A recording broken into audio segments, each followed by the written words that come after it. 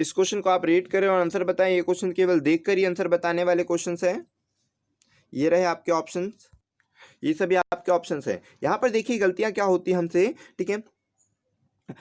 जो एग्जामिनर ने ये अप्रोच से दिया है कि बच्चा जब एडवांस होने लगता है, धीरे धीरे बातों को समझने लगता है, तो वो ये समझता हैगा कि मतलब 10 की पावर 9 दिया ना, तो यहाँ पर बच्चा जो गलती करेगा वो ये करेगा कि 9 लिखा, इसका मतलब 9 अंकों की, ये जो गलती करेगा ना, जो जनरली जो हमारे माइंड के साथ, वो अब हमारे माइंड के साथ खेलता है, ठीक है। मतलब कि एक प्रकार से ऐसा नहीं कि वो क्वेश्चन आपसे सॉल्व करना चाहता, वो तो सारे क्वेश्चन जानते हैं कि आपसे ऐसे क्वेश्चन बनते हैं, लेकिन वो आपके दिमाग के साथ खेले ताकि आप प्रेजेंस ऑफ माइंड ना लगा पाए या फिर जल्दीबाजी में गलती कर दी। ये छोटी छोटी गलतियां आपके साथ हो सकती है। तो यहाँ पर 9 देखेगा और 9 अंकों को बोल देगा कि भाई 10 की पावर 9 है, इसका मतलब 9 अंक का हो गया। 10 की पावर 19 है, इसका मतलब 19 अंकों की हो गई, ठीक है। तो अगर मैं इसका गुणा करूंगा तो 19 ही अंक तो आएंगे, लेकिन आप ये गलती कर देते कि 9 और 19 का मतलब ये होता है कि 9 जो 10 की पावर 9 है, 10 की पावर 9 का मतलब ये ना होता है कि 0 9 बार आएंगे, ना कि ये एक।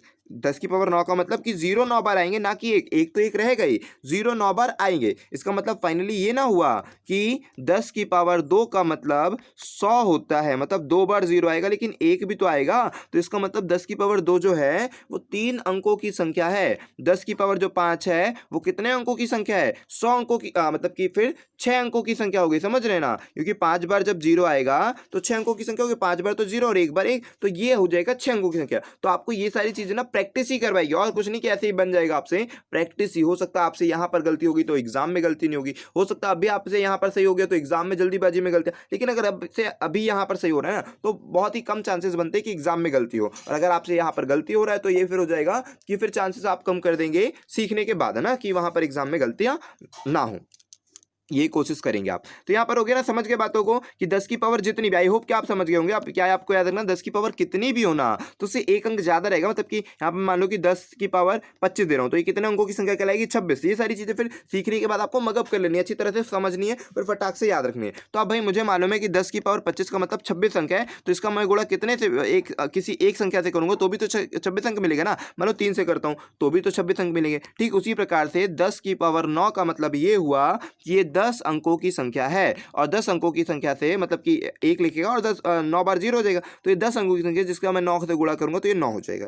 ये 9 हो जाएगा भाई, 9 हो जाएगा तो कितना हो जाएगा? क्या डिजिट बढ़ेंगे? नहीं। डिजिट घटेंगे? नहीं। यहाँ पर फाइनली बस आगे 9 आ जाएगा, फिर 9 के 9 जीरो रहेंगे आपका, 3 3 6 और 3 9, 9 जीरो आपके रहेंगे। तो फाइनली ये 9 जीरो और एक संख्या ये हो गई तो 10। तो यहाँ बिल्कुल सही है कि 10 अंकों की संख्या। ठीक उसी प्रकार से ये 20 अंकों की संख्या भी हो जाएगी। 10 की पावर 19 का मतलब 19 जीरो, आगे रहेगा 1, और 1 में अगर 9 का गुणा हो जाएगा तो ये कितना रहेगा भाई?